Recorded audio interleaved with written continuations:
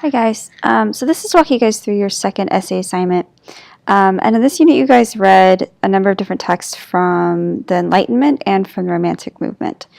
So the prompt for this one is fairly broad. You're going to choose one of the works and authors that you read from this unit, and you're going to analyze that work in relation to that specific movement. So I don't expect you to cover both Enlightenment and Romanticism. I want you to choose the author or work that you found most intriguing, and then you'll discuss how that author and work relate to that particular movement. So how does the text exhibit particular aspects or principles or ideals of that movement?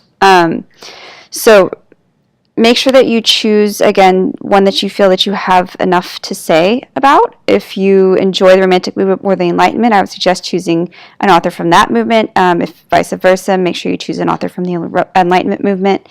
And make sure that you clearly identify the elements of that movement. So make sure that it's very clear that you understand what that type of movement was built on.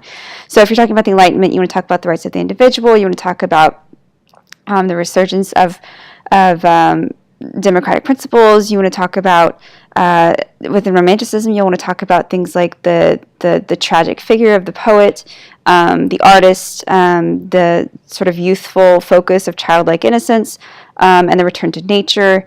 Basically, you're showing me that you really understand what that movement is about. And then you're showing me how the text is exhibiting those particular elements and how it fits, or maybe it doesn't quite fit within that movement. So you have a number of author choices for this one. You've read everything from Jefferson up to Poe, and a number of female different poets that you read, Abigail Adams, John Adams. So again, you could choose the author that is of most interest to you. You do need to talk about the work that you read for that author in this unit. It can't be a different work. And as always, draw on lots of good, solid evidence from the text to support your claims. So make sure you have good, solid quotes from that work that illustrate or show what you are talking about.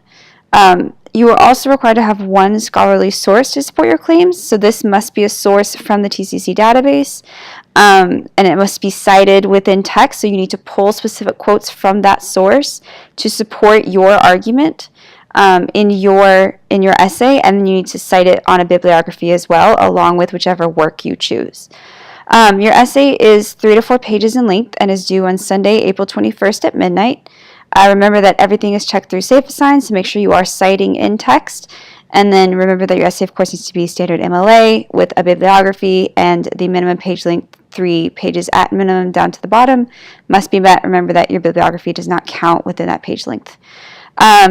Use the graphic organizer that you have done. Use all the presentations and videos and all the resources given to you in these units to help. As you're writing, remember that you'll be graded on having a complete development of your argument centered around central principles of the movement, whichever one you choose. Remember that you do need to have proper number of sources, as well as the full exploration of the works. Remember that the primary focus should always be on analyzing the text more than anything, and secondarily to examine sort of the historical or biographical context surrounding that. You need to have good, solid evidence from the text to support your claims from both the primary and the secondary sources. And then proper MLA, of course, good depth of analysis and use of scholarly language. So here you have specific terminology related to these two different genres, these two different movements. Make sure you're really using that language. If you're analyzing a poem, use poetic terminology. If you're analyzing something like a short story or a letter or the Declaration, you're going to use different language for that. You know how to look at all the literary elements. Make sure you're analyzing it as a piece of literature. So look at things like characterization, motif, theme, style, similes, metaphors, all of these sort of elements that you know how to analyze. And if you need a reminder, go back to week 1 and look at that presentation.